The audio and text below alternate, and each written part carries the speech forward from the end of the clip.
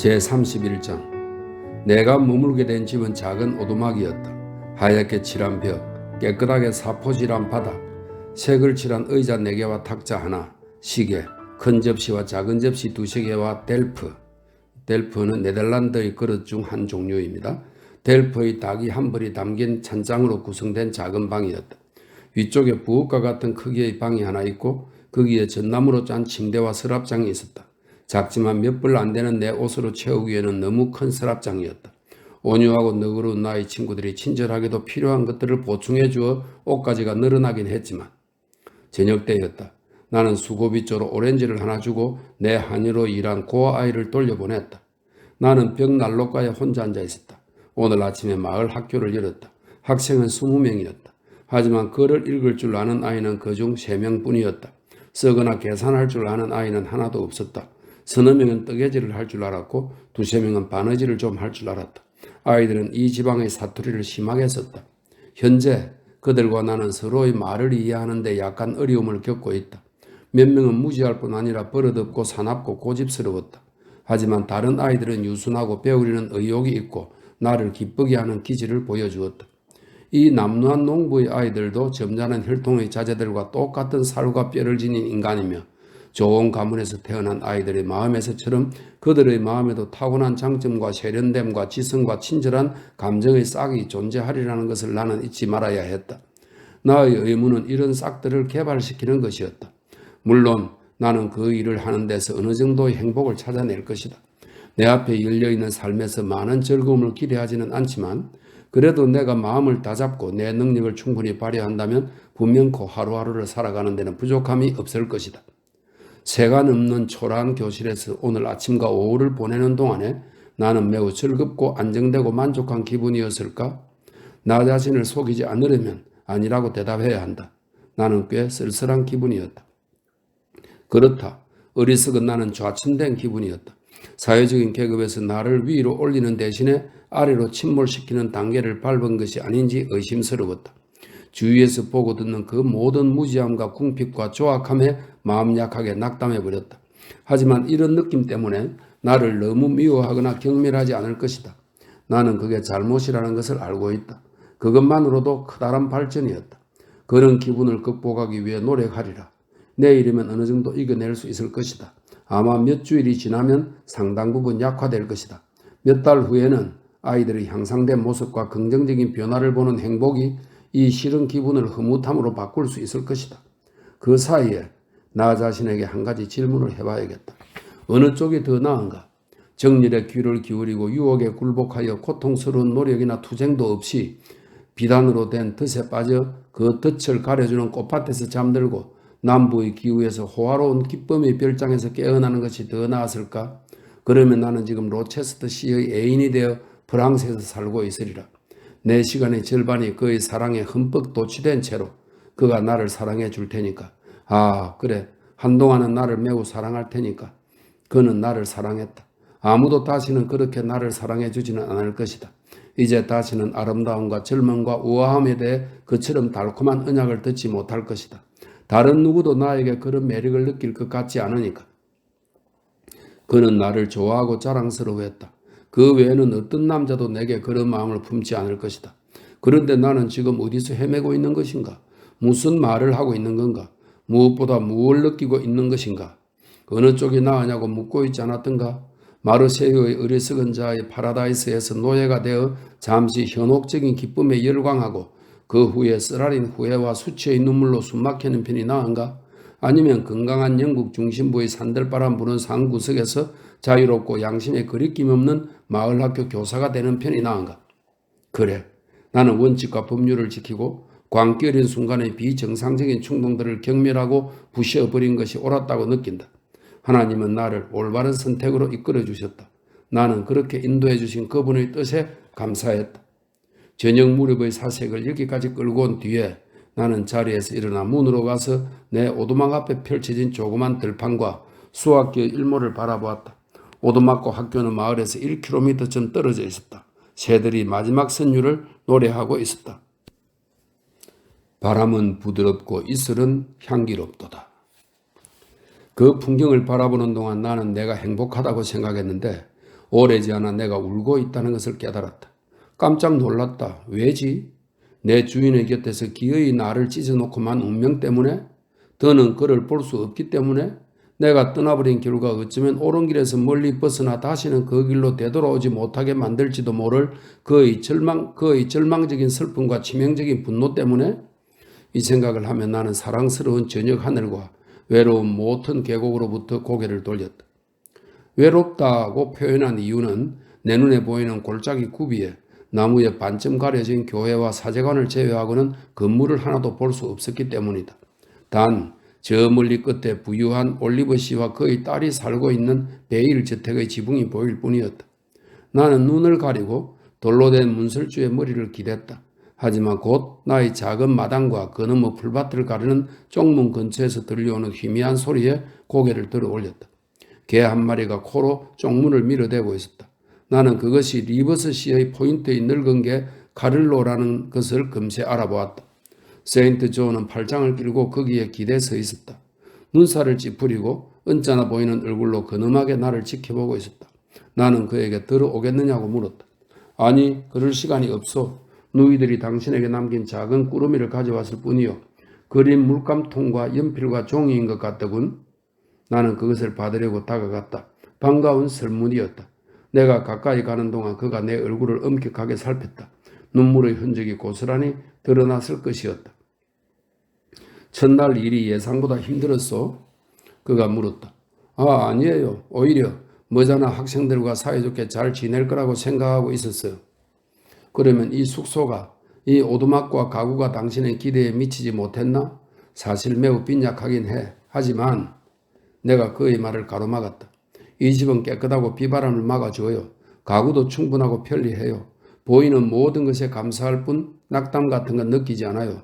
저는 양탄자와 소파와 은식기가 없다고 해서 아쉬워하는 어리석은 감상주의자가 아니에요. 게다가 5주 전에는 아무것도 없었는걸요. 의지할 데 없는 거지, 불황자였어요. 이제는 아는 사람도 있고 집도 있고 일도 있어요. 하나님의 선하심과 친구들의 아량과 제 운명의 넉넉함이 놀라워요. 전 불평하지 않습니다.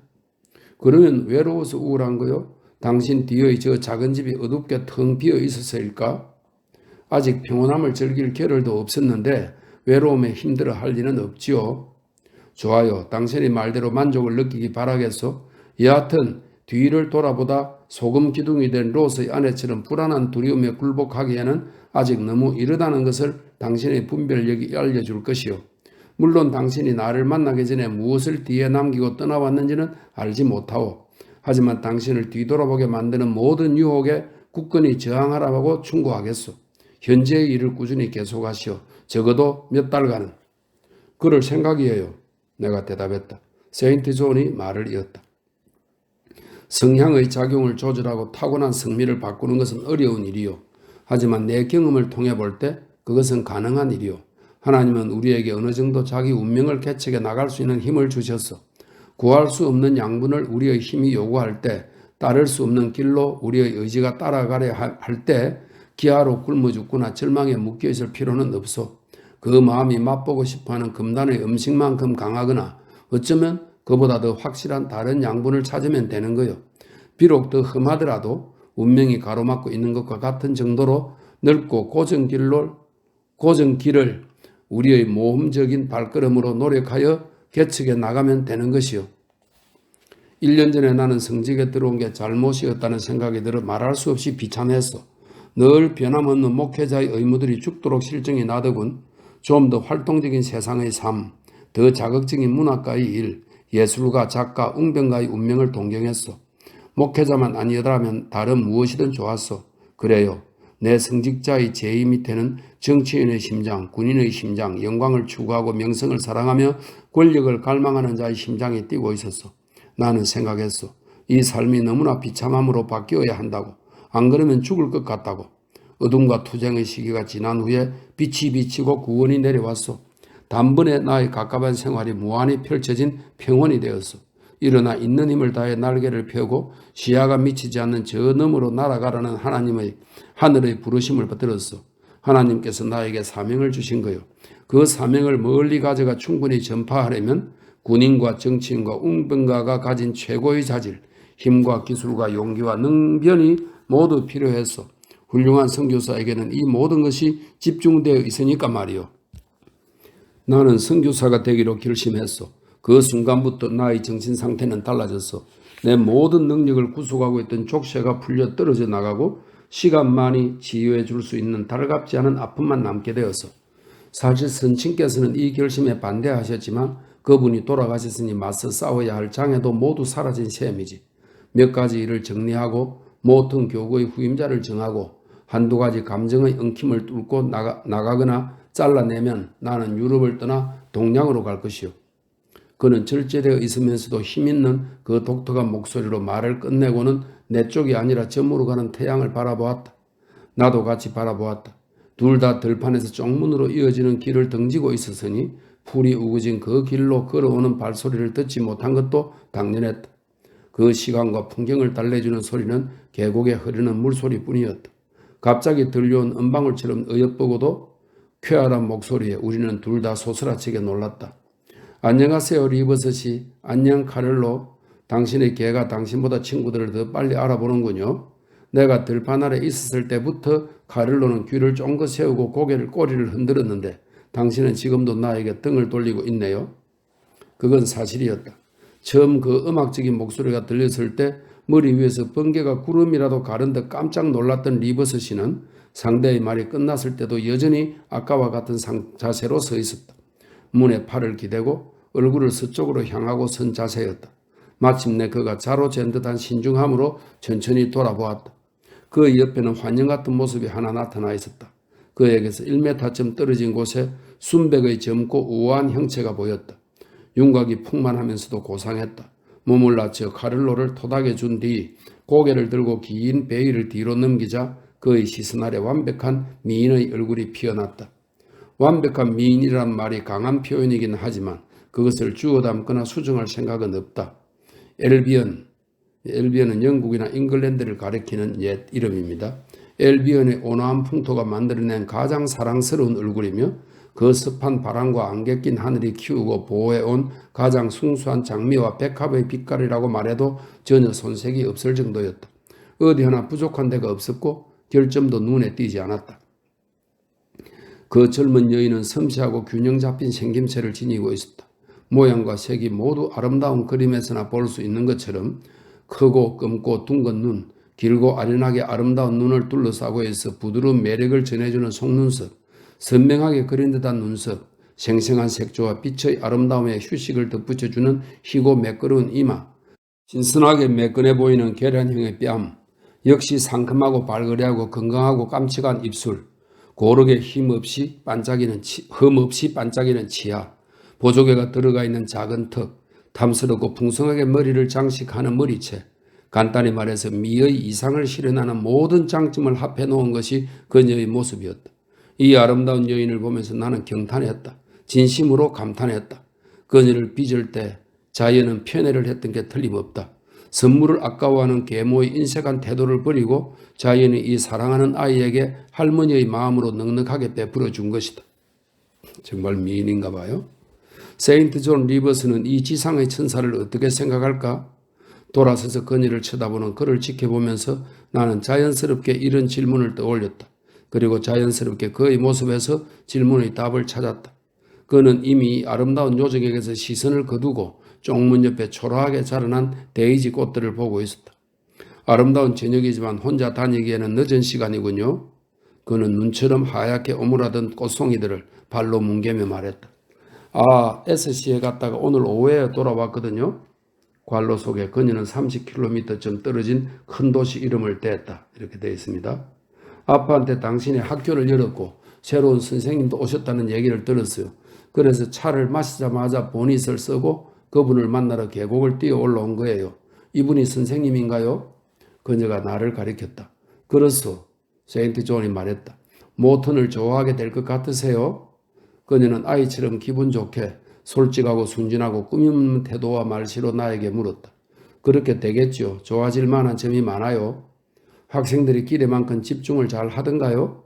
네, 상당히. 집은 마음에 드세요? 아주 좋아요. 내가 가구를 제대로 갖춰 놓은 건가요? 아주 잘 해놓으셨어요. 심부름할 아이로 앨리스 우드를 고른 것도 잘한 건가요? 잘하셨어요. 순하고 일을 잘해요. 관로 소개. 그때 이미 나는 이 사람이 상속녀 올리브 양이란 걸 짐작하고 있었다. 자연의 선물뿐 아니라 행운의 선물까지 받은 아가씨였다. 어떤 행복한 별들이 그녀의 탄생을 주재했을까? 이렇게 되어 있습니다. 내가 가끔 와서 가르치는 일을 도와드릴게요. 그녀가 덧붙였다. 이따금씩 찾아오면 기분 전환이 될 거예요. 나는 변화를 좋아하거든요. 리버스 씨, 제가 SC에 체류하는 동안 아주 즐거웠답니다. 어젯밤, 아니 오늘 아침이라고 해야겠네요. 새벽 2시까지 춤을 추었어요. 폭동 때문에 뗀뗀 연대가 거기 주둔하고 있었거든요. 장교들은 세상에서 제일 마음에 드는 사람들이에요. 이 근처에 칼 가는 사람이나 가위 파는 젊은이들은 그 발밑도 못 따라가지요. 세인트 존의 아래 입술이 튀어나오고 윗입술이 잠시 오므라드는 것 같았다. 올리브 양이 웃으며 이 이야기를 했을 때 그 입은 더욱 꾹 다물어지고 얼굴 아랫부분이 유난히 엄하고 네모나 보였다. 그는 또 데이지에게서 시선을 들어 그녀를 바라보았다. 웃음기를 거두고 탐색하는 듯 의미심장하게 바라보는 시선이었다. 그녀가 두 번째 웃음으로 그에 답했고 그 웃음은 그녀의 젊음과 장밋빛 고운 안색과 보조개와 반짝이는 눈에 아주 잘 어울렸다. 그가 말없이 엄숙하게 서 있기만 하자 그녀는 다시 몸을 내려 카를로를 쓰다듬으며 말했다. 이 가엾은 카를로는 나를 사랑해요. 친구들에게 엄하고 쌀쌀맞게 굴지 않죠. 이 녀석이 말할 수 있다면 입을 다물고 있지 않을 거예요. 그녀가 그 개의 젊고 준엄한 주인 앞에서 타고난 우아한 몸짓으로 몸을 숙여 개의 머리를 토닥거릴 때 나는 그 주인의 얼굴에 올라오는 홍조를 보았다. 엄숙한 눈에 갑자기 불길이 피어나 불가항력의 감정으로 번뜩이는 것을 보았다. 이렇게 붉게 번뜩이는 그는 그녀가 여자로서 아름다운 것만큼 남자로서 아름다워 보였다. 그의 가슴이 한번 들썩였다. 마치 독재의 압박에 지친 커다란 심장이 자유를 쟁취하려고 크게 도약하는 듯이. 하지만 그는 단호한 기수가 뒷발로 일어서는 준말을 제어하는 듯 그것을 억제했다. 그녀의 부드러운 시도에 말로도 행동으로도 반응하지 않았다. 올리브 양이 고개를 들며 말을 이었다. 아빠가 그러시는데 요즘 저희 집에 통 들르지 않으셨다면서요. 이러다 너무 멀어지겠어요? 오늘 저녁에 아빠 혼자 계시고 몸도 안 좋으시거든요. 저랑 같이 가서 아빠를 만나시겠어요? 올리브 씨를 찾아뵙기에 적당한 시간이 아닌 것 같소. 세인트 존이 대답했다. 적당한 시간이 아니라니요. 딱 적당한 시간인걸요. 아빠가 공장 일을 끝내고 달리 전념할 일이 없어 제일 누군가와 같이 있고 싶어 할 때가 이 시간이잖아요. 자, 리버스 씨 같이 가세요. 당신은 왜 그렇게 수줍고 침울하신가요? 그녀는 그의 침묵이 남긴 공백을 자신의 대답으로 메웠다. 아 참 하고 스스로 생각해도 의의가 없다는 듯이 그 아름다운 곱슬머리를 흔들며 그녀가 소리쳤다. 내가 이렇게 경솔하고 생각이 없다니까 용서하세요. 당신이 제 수다를 받아줄 기분이 아니라는 걸 깜빡 잊고 있었어요. 다이애나와 메리가 떠나고 무어하우스가 폐실했으니 참으로 쓸쓸하실 텐데 정말 안 됐어요. 가서 아빠를 만나보세요. 오늘 밤은 안 되겠어. 로자몬드 양, 오늘 밤은 안 돼요. 세인트 존은 그의 자동 인형처럼 말했다. 이렇게 거절하는데 얼마나 큰 노력이 필요한지 그 자신만이 알고 있을 것이다. 전 그러시다면 전 이만 가보겠어요. 여기에는 더 있지 못하겠어요. 이슬이 떨어지기 시작하는군요. 안녕히 가세요. 그녀가 손을 내밀었다. 그는 그 손을 살짝 건드렸을 뿐이다. 안녕히 가시오. 그가 메아리치듯 낮게 울리는 목소리로 중얼거렸다.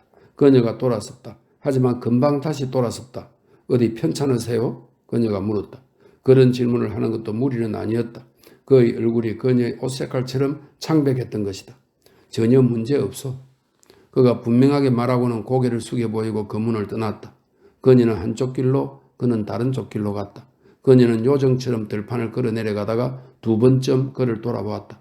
그는 단호하게 성큼성큼 걸으며 절대로 돌아보지 않았다. 다른 이의 괴로움과 희생이 드러나는 이 광경은 내 괴로움만을 생각하던 상태에서 나를 끄집어내었다. 다이애나 리버스는 자신의 오빠가 절대로 굽히지 않는 사람이라고 했다. 그 말은 과장이 아니었다. 제32장. 나는 최대한 적극적이고 충실하게 마을 학교 일을 계속해 나갔다. 처음에는 정말 힘든 일이었다. 많은 노력을 기울이는데도 학생들과 그들의 성질을 이해하기까지 꽤 시간이 걸렸다. 교육이라는 것을 받아보지 못한 탓에 능력이 잠들어 있었으므로 그들은 모두 그저 가망 없이 아둔해 보였다. 처음 보았을 때는 정말 그렇게 생각했다. 하지만 곧 내 생각이 잘못이었다는 것을 알게 되었다. 교육받은 이들이 그렇듯이 그들 사이에도 차이가 있었다. 내가 그들을 알게 되고 그들이 나를 알게 되면서 이 차이는 빠르게 벌어졌다. 일단 아이들이 나와 내 말씨와 규율과 방식에 적응하기 시작하자 나는 이 우울해 보이고 입 벌린 시골뜨기 같은 아이들 중 몇몇이 날카로운 재치를 지닌 아이들로 깨어나는 모습을 볼 수 있었다. 양순하고 귀염성 있는 아이들도 많았다. 나의 호의와 감탄을 자아내는 탁월한 능력뿐 아니라 자연스러운 예의와 타고난 자긍심을 지닌 아이들도 적지 않았다. 이 아이들은 금세 자기가 할 일을 해내고 옷차림을 깨끗이 하고 규칙적으로 공부하고 조용하고 질서 있는 예법을 익히는 데서 기쁨을 찾아냈다. 어떤 경우에는 향상 속도가 너무 빨라서 놀라울 정도였다. 나는 거기서 진정으로 행복한 자부심을 느꼈다. 게다가 개인적으로 특별히 뛰어난 몇몇 아이들을 좋아하게 되었다. 그들도 나를 좋아했다. 학생들 중에는 농부의 딸도 몇 명 있었다. 거의 성인이 다 된 젊은 여성들이었다. 그들은 이미 읽기와 쓰기와 바느질을 할 줄 알았다. 나는 그들에게 기본적인 문법, 지리, 역사와 좀 더 고급스러운 자수를 가르쳤다. 그들 가운데 훌륭한 성품, 다시 말해 더 알고자 하고 더 나아지고 싶어하는 품성을 찾아냈고 그들의 집에서 그들과 같이 즐거운 저녁 시간을 보내기도 했다. 그럴 때면 그들의 부모는 농부와 그의 아내 이렇게 되어 있네요. 그들의 부모는 나에게 온통 관심을 기울였다. 그들의 소박한 친절을 받아들이고 신중하고 세심하게 배려하여 그 친절에 보답하는 것은 즐거운 일이었다. 그런 일이 익숙지 않았을 그들에게도 그것은 기쁘고 또 유익한 일인 듯 했다. 자신의 품위가 높아진 것처럼 느껴졌을 테니 자기들이 받는 공손한 대접에 어울리는 사람이 되고자 노력했기 때문이다. 나는 마을의 총화가 된 기분이었다. 어디를 가든 사방에서 상냥한 인사말이 들려왔고 다정한 미소로 환영을 받았다. 비록 노동자들의 존경에 불과했지만 무사람들의 존경을 받으며 산다는 것은 평화롭고 따뜻한 햇살 아래 앉아있는 것과 같다. 그 빛을 받으면 내면의 평온한 느낌이 싹트고 꽃핀다. 이 기간 동안 내 마음은 시리로 무너지기보다 감사로 부풀어 오는 경우가 훨씬 많았다. 그렇지만 독자여, 있는 그대로 전부 말하자면 이 차분하고 만족스러운 생활 가운데서도 학생들 사이에서 명예로운 노력을 하며 낮 시간을 보내고 혼자 만족스럽게 책을 읽거나 그림을 그리며 저녁 시간을 보낸 후에도 밤이 되면 나는 이상한 꿈속으로 뛰어들곤 한다. 이상과 마음의 동료와 폭풍으로 가득 찬 소란스러운 가지각색의 꿈들, 모험과 불안전한 위험과 낭만적인 기회로 채워지는 특이한 장면들 가운데 항상 어느 짜릿한 위기 상황에서 또다시 로체스터씨를 만나는 꿈들이었다. 그 후에는 그의 품에 안겨 그의 목소리를 듣고 그의 눈을 마주보며 그의 손과 뺨을 매만지며 그를 사랑하고 그에게 사랑받는 느낌이 그의 곁에서 평생을 보내고 싶은 소망을 처음 느꼈을 때와 같은 힘과 열정으로 되살아났다. 그 다음에 나는 깨어났다. 나는 내가 있는 곳과 처해 있는 상황을 깨달았고 커튼 없는 침대에서 일어나 부들부들 몸을 떨었다. 그리고 고요한 검은 밤은 발작하는 절망을 목격했고 감정이 폭발하는 소리를 들었다. 다음 날 아침 9시 정각이면 나는 다시 학교를 열고 있었다. 그날의 의무를 착실히 준비하는 차분하고 안정된 모습으로. 로자몬드 올리브는 나를 찾아오겠다는 약속을 지켰다. 대개는 아침 승마를 하러 나와서는 학교에 들렀다. 조랑말을 타고 문까지 달려왔는데 제복 입은 하인이 말을 타고 그 뒤를 따랐다. 보라색 승마복 차림에 그 뺨에 입을 맞추고 어깨로 흘러내리는 긴 곱슬머리에 우아하게 검은 벨벳의 아마존 모자를 얹어선 그녀의 모습은 더 이상 상상하기 어려울 만큼 아름다웠다.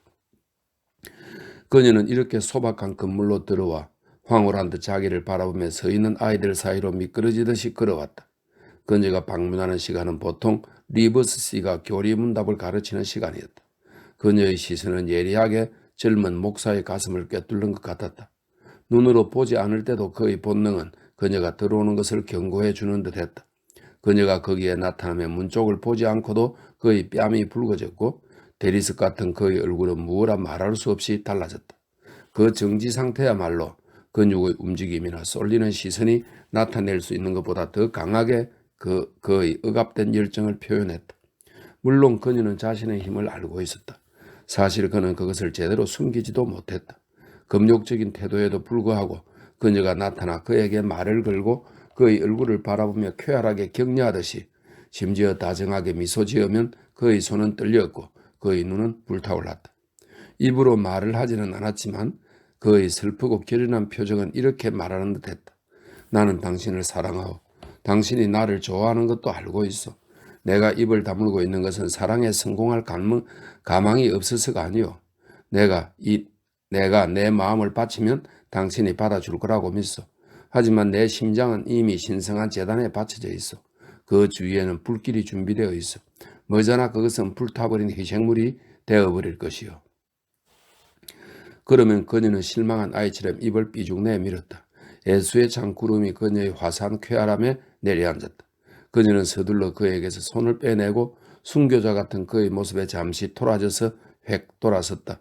그녀가 이렇게 떠나갈 때면 세인트 존은 그 뒤를 따라가 다시 그녀를 불러 붙잡을 수만 있다면 세상 무엇이라도 내주고 싶은 심정이었을 것이다. 하지만 그는 천국의 기회를 내놓지 않았다. 사랑의 낙원을 얻기 위해 진실하고 영원한 파라다이스의 희망을 포기하지 않았다. 게다가 그는 자신의 천성의 숨은 유랑자, 야심가, 시인, 성직자적인 기질을 단 하나의 정열 속에 가둬놓지 못했다. 베일 저택의 평화로운 응접실을 위해 사명감을 떠나는 거친 전쟁터를 단념하지 못하고 단념할 생각도 없었다. 과감히 그의 과묵함을 깨고 그의 심중으로 파고 들어가 본 적이 있는 나는 그의 입을 통해 이것들을 찾아낼 수 있었다. 올리브 양은 이미 여러 번 나의 오두막을 찾아주었다. 나는 그녀의 성격을 온전히 파악했다. 숨기거나 속이려 하는 면은 없었다. 교태를 부리기는 하지만 무정한 사람은 아니었다. 까다롭긴 하지만 쓸데없이 이기적이지는 않았다. 태어나면서부터 응석바지로 자랐지만 심하게 버릇이 없지는 않았다. 성급하기는 하지만 싹싹한 성격이었다. 허영심이 있기는 하지만 이 관로 속에 글이 있네요. 거울을 볼 때마다 그토록 사랑스러운 모습을 보게 되니 그녀로서도 어쩔 수 없었을 것이다. 이렇게 되어 있네요. 허영심이 있기는 하지만 잘난 체 하지는 않았다. 인색하지 않게 베풀고 부유함을 자랑하지 않고 천진난만하고 충분히 총명하고 명랑하고 생기발랄하고 깊이 생각하지 않았다. 한마디로 같은 여자의 내가 찬찬히 살펴보아도 매우 매력적인 여인이었다. 하지만 흥미롭거나 특별히 인상적인 구석은 없었다. 예를 들어 세인트 존의 누이들하고만 비교해 보더라도 상당히 다른 부류에 속하는 사람이라고 할 수 있다. 하지만 나는 나의 제자 아델을 좋아했던 만큼이나 그녀를 좋아했다. 가르치고 돌보는 아이에게는 그와 똑같은 매력을 지닌 어른에게보다 좀 더 각별한 애정을 품는 것이 사실이긴 하지만 그녀는 나에게도 사랑스러운 변덕을 부렸다. 나더러 리버스 씨와 비슷하다고 했다.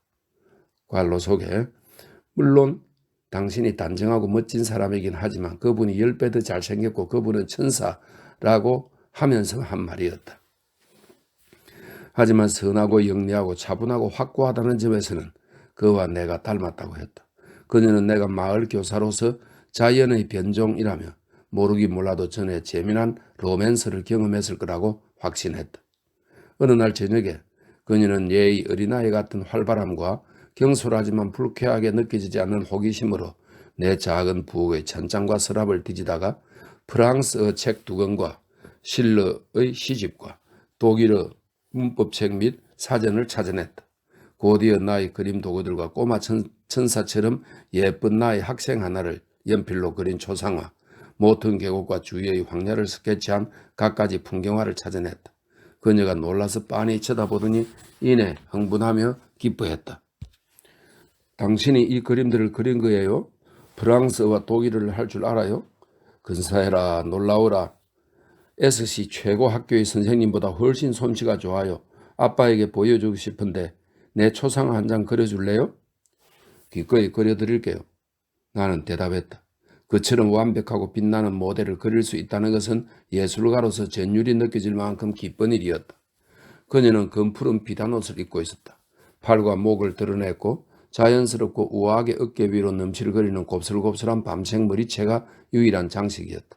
나는 고급 종이 한 장을 꺼내 신중하게 윤곽을 그렸다. 색칠하는 즐거움도 누리리라고 스스로 다짐했다. 시간이 늦어졌으므로 나는 그녀에게 집에 돌아갔다가 다음날 다시 포즈를 취해달라고 말했다. 그녀가 내 이야기를 아버지에게 많이 한 모양인지 다음날 저녁에 올리브 씨가 딸과 함께 찾아왔다. 그는 키가 크고 육중한 체구에 머리가 반백인 중년 남자였는데 그 옆에 있는 그의 사랑스러운 딸은 오래된 탑 옆에 산뜻하게 피어난 꽃처럼 보였다. 무뚝뚝하고 도도한 사람이었지만 내게는 퍽 친절했다. 로자몬드의 초상화를 무척 마음에 들어하면서 그림을 꼭 완성해달라고 했다. 다음날 저녁에 베일 저택에 와달라고 나를 초대하기까지 했다. 나는 그곳을 찾아갔다. 주인이 부자라는 증거를 유감없이 드러내는 크고 멋진 저택이었다. 내가 머무는 내내 로자몬드는 쾌활하고 즐거워했다. 그녀의 아버지는 정중했다. 차 마신 뒤 대화를 나누면서 그는 모턴의 마을 학교에서 내가 행한 일들을 극구 칭찬했다. 자신이 보고 들은 바로는 내가 그 자리에 있기에는 너무 훌륭한 교사라서 조만간 그만두고 더 좋은 곳으로 떠날까봐 걱정이라는 말도 덧붙였다. 로자몬드가 외쳤다. 맞아요. 이분은 명문가의 가정교사가 될 수 있을 정도로 훌륭해요, 아빠. 나야 이 땅의 어느 명문가에 있는 것보다 지금 있는 곳이 훨씬 낫다고 생각했지만 올리브 씨는 리버스 씨와 리버스 가문을 대단히 존경하는 듯 보였다. 리버스 가가 그 고장에서 매우 오래된 가문이며 선조들도 부유했고 한때는 모턴 전체가 그들의 소유였고 지금도 그 집의 후계자가 원하기만 한다면 최고의 집안과 혼인할 수 있을 거라고 말했다. 그렇게 우수하고 재능 있는 젊은이가 선교사로 나갈 계획을 하다니 안타까운 일이며 그것은 귀한 삶을 내던지는 것이나 마찬가지라고 했다. 올리브 씨는 세인트 존과 자기 딸의 결혼을 막을 생각이 없는 듯 했다.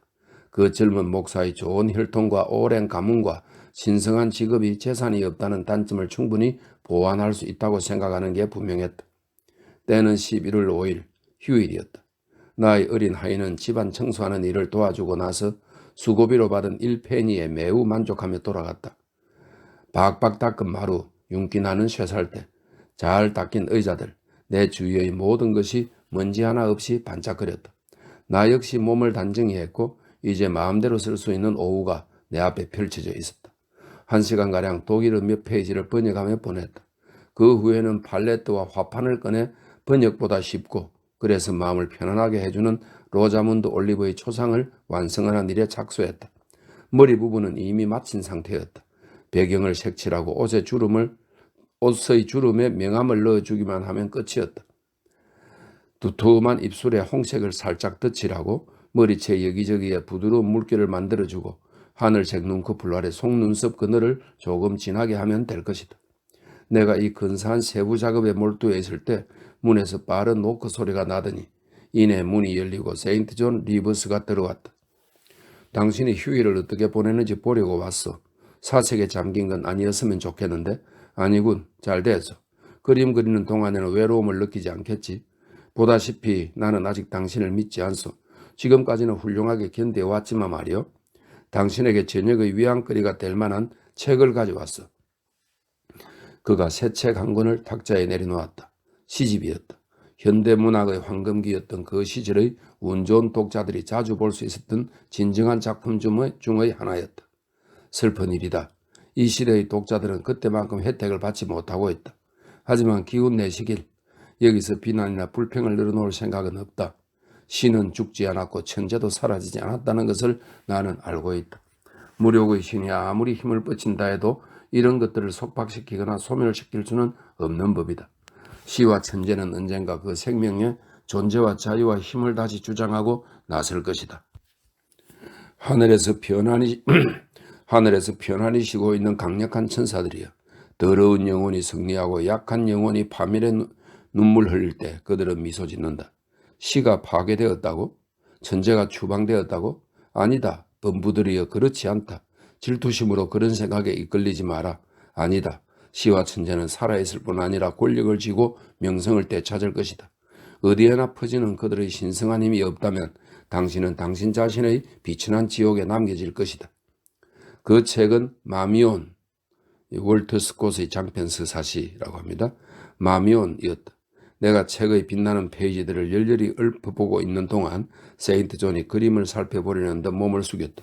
그의 큰 키가 화들짝 다시 튀어올랐다. 그는 아무 말도 하지 않았다. 내가 그를 올려다 보았다. 그가 내 눈을 피했다. 나는 그의 생각을 알 수 있었고 그의 마음을 확연히 읽을 수 있었다. 그 순간에는 내가 그보다 더 침착하고 냉정하다고 생각했다. 잠시나마 내가 우위에 있었다. 할 수만 있다면 그에게 도움이 되는 일을 하고 싶다고 생각했다. 그는 저 굳세고 강한 자제력으로 자신을 너무 괴롭히고 있어. 감정과 괴로움을 모두 안에 가둬놓고 무엇 하나 표현하거나 고백하거나 얘기하지 않아. 그가 결혼하면 안 된다고 생각하는 이 사랑스러운 로자문드에 대해 이야기를 좀 해보는 게 도움이 될 것 같다. 그에게서 말을 끌어내야겠어. 나는 우선 이렇게 말했다. 의자에 앉으세요, 리버스 씨. 하지만 그는 언제나 그랬듯이 오래 머물 수 없다고 대답했다. 좋아요 하고 나는 마음속으로 대꾸했다. 원한다면 서 있으세요. 하지만 나는 아직 당신을 돌려보내지 않기로 결심했어요. 고독은 나에게만큼이나 당신에게도 해로워요. 당신 안에 숨어있는 비밀의 샘을 찾아내서 그 대리석 같은 가슴에 동정의 향유 한 방울을 뿌릴 수 있는 틈이 있는지 알아보겠어요. 이 초상화가 비슷한가요? 내가 불쑥 물었다. 비슷하다니 누구와 비슷하다는 거요? 자세히 보지 않아서 모르겠어. 자세히 보셨잖아요, 리버스 씨. 내가 갑자기 이상스러울 정도로 당돌하게 굴자 그가 움찔했다. 그가 놀란 얼굴로 나를 쳐다보았다. 아, 이 정도는 아직 아무것도 아니에요. 하고 나는 속으로 중얼거렸다. 당신이 아무리 딱딱하게 굴어도 나는 당황하지 않을 거예요. 상당히 멀리까지 갈 준비가 됐거든요. 나는 계속했다. 당신은 그걸 유심히 살펴보셨어요. 하지만 다시 보신다 해도 막지는 않겠어요. 내가 일어나 그의 손에 그림을 안겨주었다. 그림을 보며 그가 말했다. 잘된 그림이요. 색채가 아주 부드럽고 선명하군. 매우 우아하고 정확하게 그렸어. 네네, 그건 저도 알아요. 그런데 누구랑 비슷하지 않은가요? 누구 같아요? 약간 망설이는 듯 하더니 그가 대답했다. 올리브 양인 것 같군요. 물론이에요. 정확히 알아맞혀 있었으니 그 보상으로 이와 똑같은 그림을 한 장 더 그려드리겠다고 약속할게요. 당신이 받아주신다면 말이에요.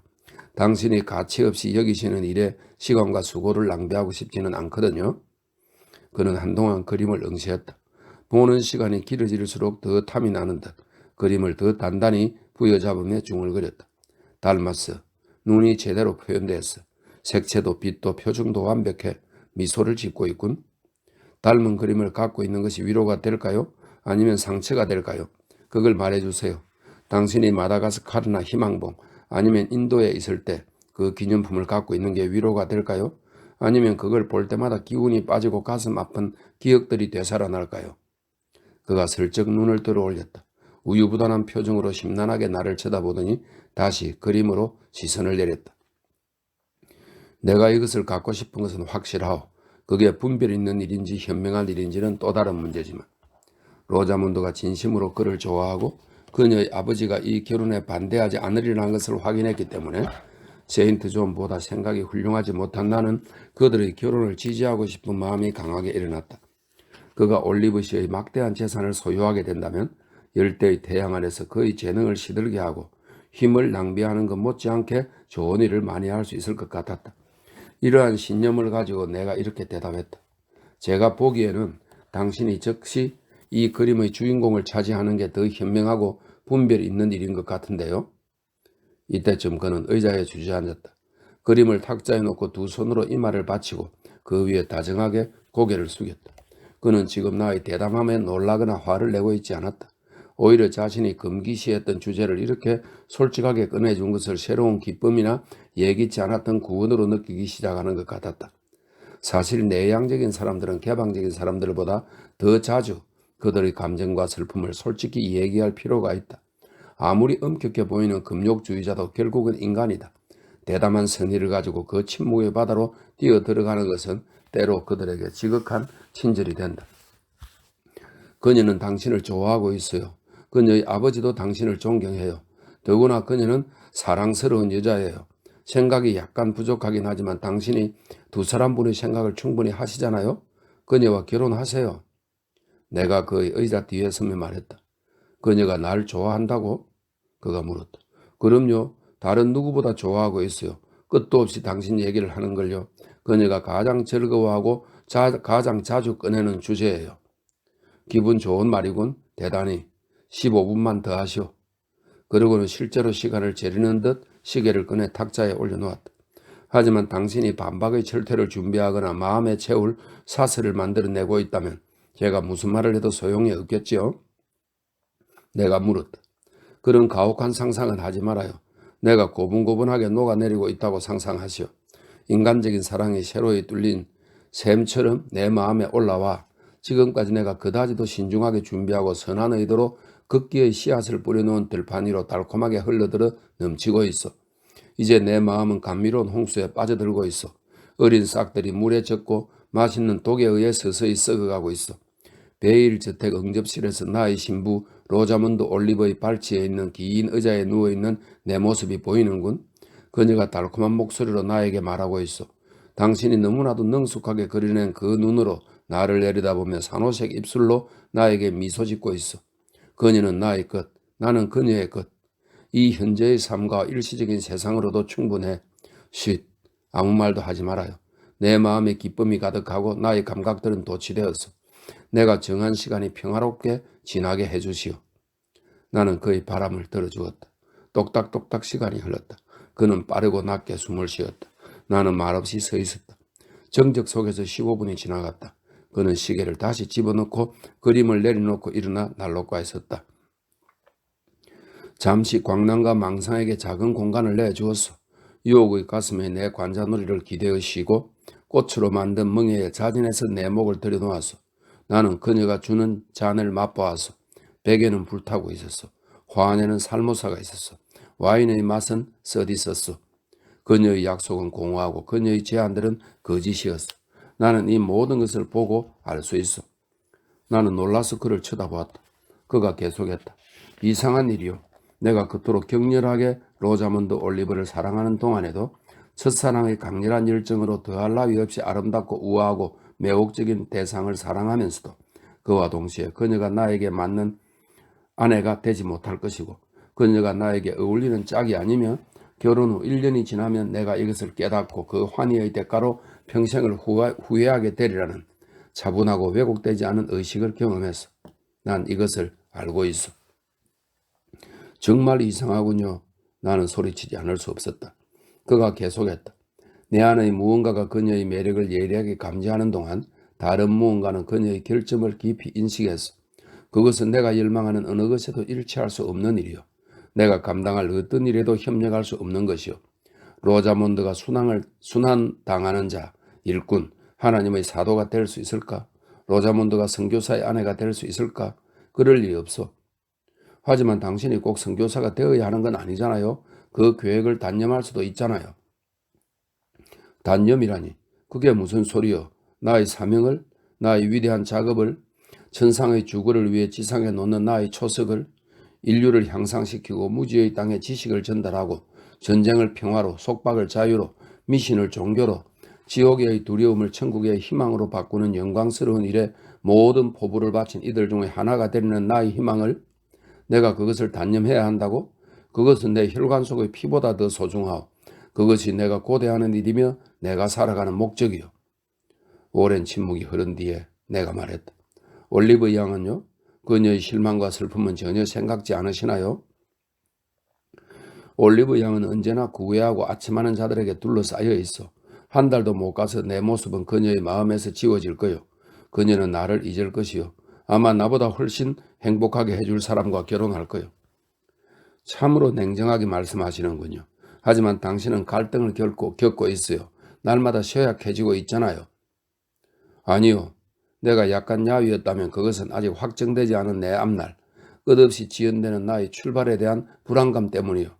오늘 아침에야 내가 그토록 오래 기다려왔던 후임자의 도착이 앞으로 3개월 안에 이루어질 수 없다는 통보를 받았어. 석 달이 어쩌면 6개월까지 늘어날 수도 있겠지. 올리브 양이 교실에 들어올 때마다 얼굴이 붉어지고 몸이 떨리시잖아요. 다시 그의 얼굴에 놀라움의 빛이 스쳤다. 여자가 남자에게 이토록 과감하게 말하리라고는 상상하지 못했던 모양이다. 나는 이런 종류의 대화가 불편하지 않았다. 상대가 남자든 여자든 강하고 신중하고 우아한 정신을 지닌 이들과 대화할 때의 나는 자제를 요구하는 전통적인 외벽을 지나 신뢰의 문턱을 넘어서고 그들 마음의 바닥 돌옆에 한 자리를 차지할 때까지 절대로 물러서지 않았다. 그가 말했다. 당신은 특이한 사람이군. 급쟁이도 아니야. 당신의 영혼에는 용기가 있을 뿐 아니라 당신의 눈에는 통찰력이 있어. 하지만 당신이 얼마가 내 감정을 오해했던 모양이요. 당신은 나의 감정을 실제보다 깊고 강한 것으로 생각하는 것 같소. 나를 지나치게 동정하고 있어.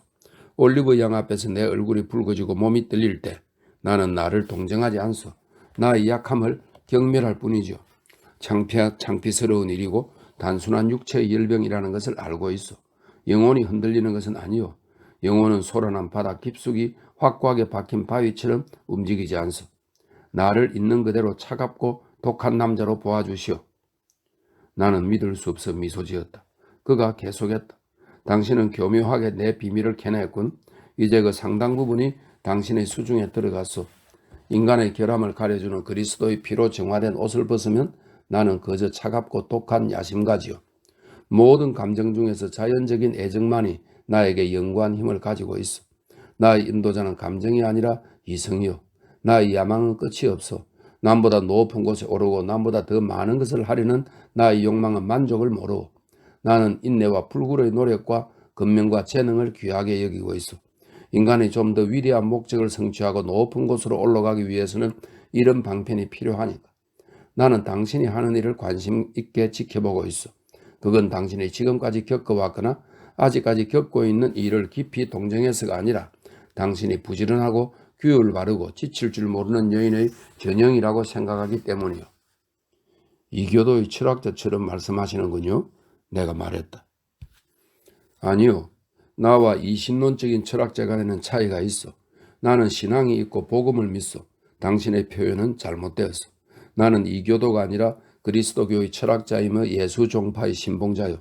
예수 그리스도의 제자로서 그 순수하고 자비로우며 인자한 교의를 내 것으로 삼았어.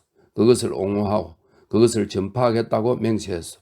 어려서 종교에 귀의했으므로 종교는 나의 타고난 자질을 개발시켜 왔어. 자연적인 애정이라는 작은 싹으로부터 넓게 그늘을 들이우는 인류의 나무를 키워냈어. 인간의 올고점이라는 거칠고 질긴 뿌리로부터 신의 정의라는 정당한 의식을 길러냈어. 나의 비참한 자아를 위해 힘과 명성을 얻으려는 야심을 주님의 왕국을 넓히고 십자가의 깃발로 승리를 쟁취하려는 야망으로 바꿔주었어. 종교는 나에게 이렇게 많은 일을 해주었어. 원자재를 최대한 활용하고 자연의 성질을 깎고 단련시켰어. 하지만 자연의 성질을 완전히 뿌리 뽑을 수는 없었어. 이 죽을 것이 죽지 아니함을 업을 때까지 그것은 뽑혀 나가지 않을 것이요.